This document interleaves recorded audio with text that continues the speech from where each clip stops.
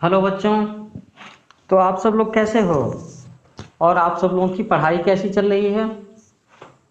अच्छी चल रही है। Very good. तो आज मैं जो चैप्टर आपके साथ डिस्कस करने जा रहा हूँ उसका नाम है महात्मा गांधी। ये लेसन नंबर 1 है आपकी इंग्लिश की किताब रेनबो 7 से क्लास 7 के बच्चों के लिए जो यूपी बोर्ड का सिलेबस फॉलो कर रहे हैं। तो मेरे ख्याल से आप सारे बच्चे महात्मा गांधी के बारे में जानते होंगे और आप लोगों में से कई बच्चों ने अभी तक के स्टूडेंट लाइफ में मेरे ख्याल से 8-10 बार 20 बार एक ऐसे तो लिखा ही होगा महात्मा गांधी के ऊपर में। बिल्कुल लिखा होगा। तो गांधी जी के बारे में कुछ बातें तो आप लोग जानते ही होंगे, फिर भी हम लोग उनकी जो बातें हैं उसे एक बार फिर से दोहराते हैं और आज एक बार फिर से आपको महात्मा गांधी जी के महान काम के बारे में बताते हैं और ये चैप्टर भी डिस्कस करते हैं ताकि आगे फिर से कभी भी आपको महात्मा गांधी जी के ऊपर में अगर एक अच्छा सा एस्से लिखना हो तो कोई परेशानी ना हो, आप तुरंत अपनी मेमोरी से रिकॉल कर सकते हैं, है ना बच्चों? Okay, so here we start. In India we call Mahatma Gandhi as Bapu और राष्ट्रपिता। तो भारत में हम लोग महात्मा गांधी को क्या कहते हैं? हम लोग उन्हें बापू के नाम से भी जानते हैं और उन्हें राष्ट्रपिता कहते हैं।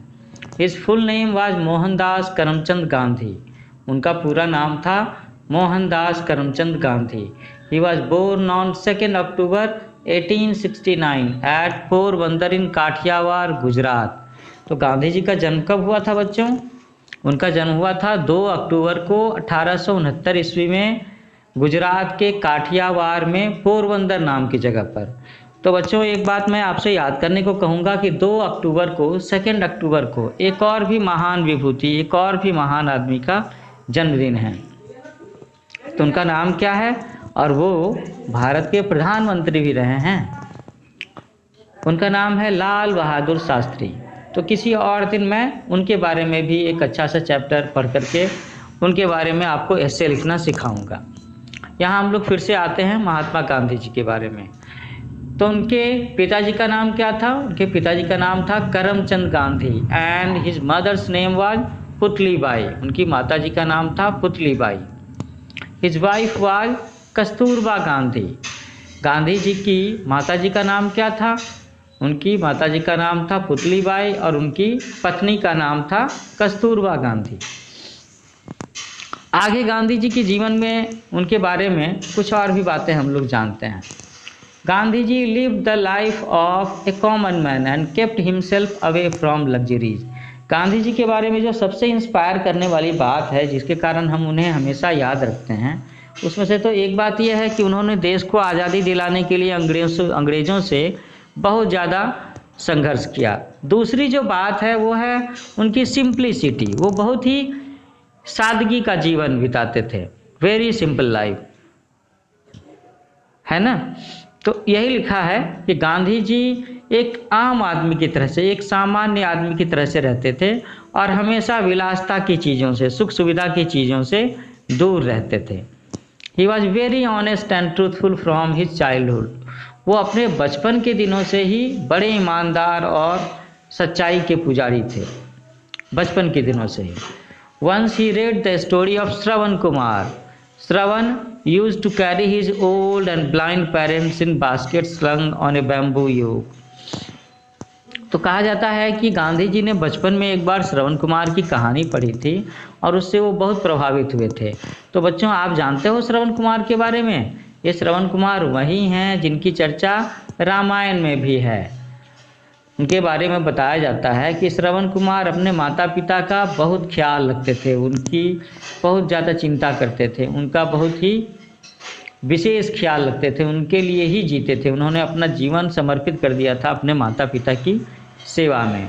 और श्रवण कुमार ने एक बार अपने अंधे माता पिता को टोकरियों में बिठा करके और उसे कंधे पर लेकर के पूरे देश का तीर्थाटन कराने की सोची, क्योंकि उनकी इच्छा थी, उनके माता पिता की इच्छा थी कि काश वे सारे तीर्थ स्थानों पर, भगवान के जो प्रसिद्ध जगह हैं जैसे कि बद्रीनाथ, अमरनाथ, है ना, इस तरह की जगहों पर जा सकें। और चूँकि श्रवण कुमार जी के माता पिता अंधे थे तो वो खुद तो ज़्यादा चल फिर नहीं सकते थे, इसीलिए श्रवण कुमार जी ने अपने माता पिता को टोकरी में बिठाकर अपने कंधे पर लेकर के उनको तीर्थ यात्रा कराने की कोशिश की। तो Gandhi ji was deeply touched by his devotion towards his old parents. तो बताते हैं कि गांधी जी श्रवण कुमार के इस मातृभक्ति पितृभक्ति मतलब अपने माता पिता के प्रति इस तरीके से समर्पित होने वाले विचार से बहुत ज़्यादा प्रभावित थे। He decided to be like Shravana and serve his parent. तो गांधी जी ने भी तय किया था, डिसीजन लिया था कि वो श्रवण कुमार के जैसे बनेंगे और अपने माता पिता की पूरी सेवा शुश्रूषा करेंगे। He went to England to obtain a law degree। Gandhi ji ने बचपन की पढ़ाई के बाद आगे की पढ़ाई के लिए वो लंदन भी गए थे, इंग्लैंड भी गए थे और वहाँ जाकर के उन्होंने वकालत की डिग्री हासिल की। उस समय में वकालत की डिग्री को बैरिस्टरी कहते थे, बैरिस्टर, वकील बनना, बैरिस्टर बनना। After obtaining his degree he return to India in 1893। और लॉ की डिग्री हासिल करने के बाद में गांधी जी भारत आ गए 1893 ईस्वी में। He was restless to see his countryman suffering under the foreign rule. और जब वो आए तो यहाँ पर उन्होंने अपने देश के लोगों को काफ़ी दुखी देखा, काफ़ी अशांत देखा और देखा कि किस तरीके से वो विदेशी शासन में, अंग्रेज़ों के शासन में सफ़र कर रहे हैं, तकलीफ़ झेल रहे हैं। So he devoted his entire life for the upliftment of the poor and to free his country from the clutches of the British rule। और इसीलिए गांधी जी ने अपना पूरा का पूरा जीवन गरीब कमज़ोर लोगों के उत्थान में और देश को ब्रिटिश रूल, अंग्रेज़ों के शासन से आज़ाद कराने के लिए समर्पित कर दिया।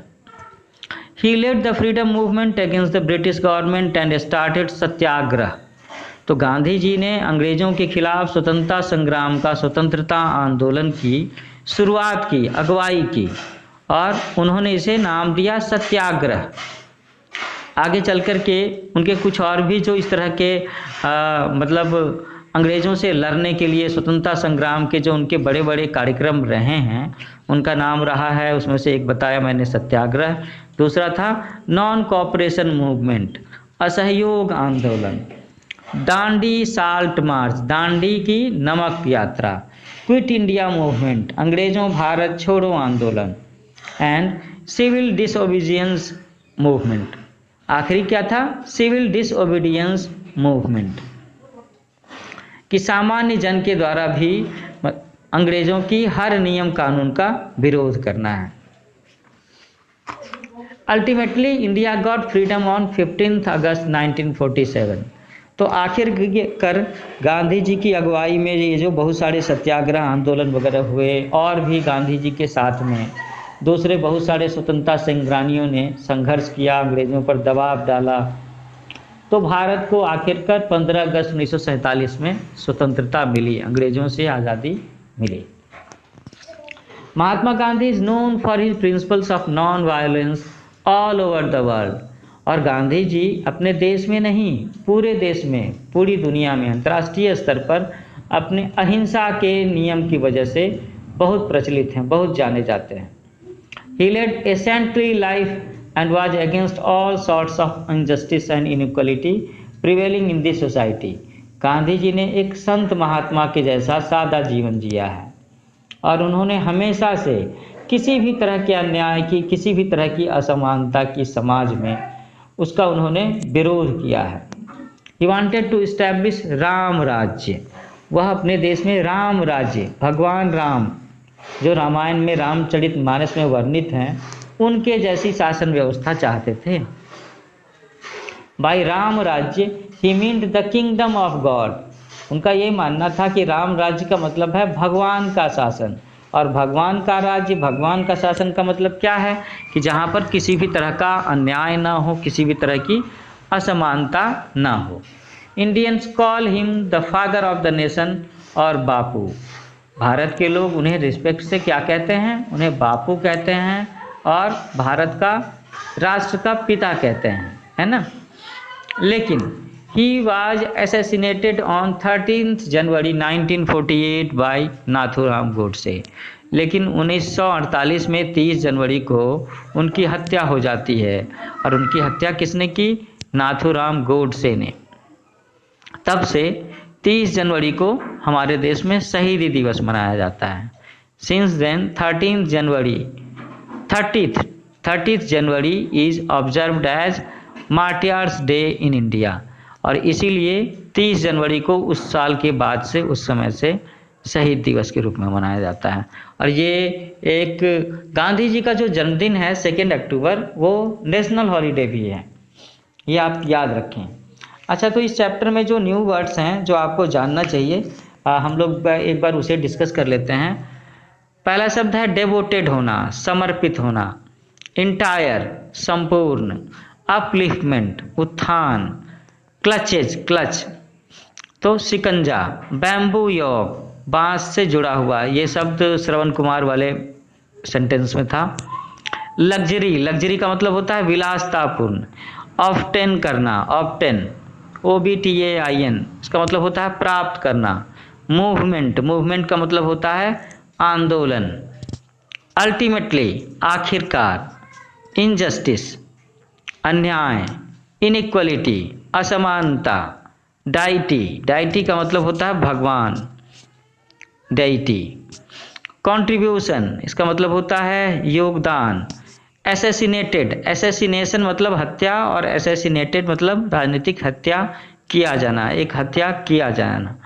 तो बच्चों, ये जो न्यू वर्ड्स हैं, ये हर चैप्टर के आखिर में मैं इसलिए डिस्कस करता हूँ, आपको याद दिलाता हूँ, ताकि आप इन सारे वर्ड्स को अपने सेंटेंसेज में यूज़ करें, लिखने में, बोलने में।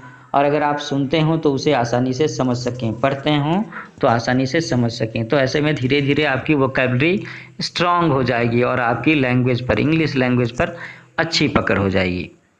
तो बच्चों, जल्दी ही हम लोग इस चैप्टर के क्वेश्चन एंड सेशन के साथ में फिर से मिलते हैं एक नए लेक्चर में। और मैं बाकी के चैप्टर्स भी कवर करूंगा, साथ साथ में Hindi, social studies, science, computer, mathematics के भी चैप्टर्स कवर करूंगा। तो आप मेरे चैनल का नाम याद रखें, इसका नाम है न्यू एज कोचिंग।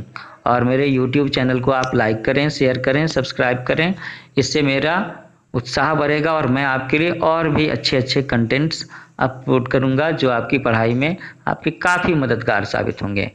ठीक है ना बच्चों? तो फिर मिलते हैं। Take care, bye bye.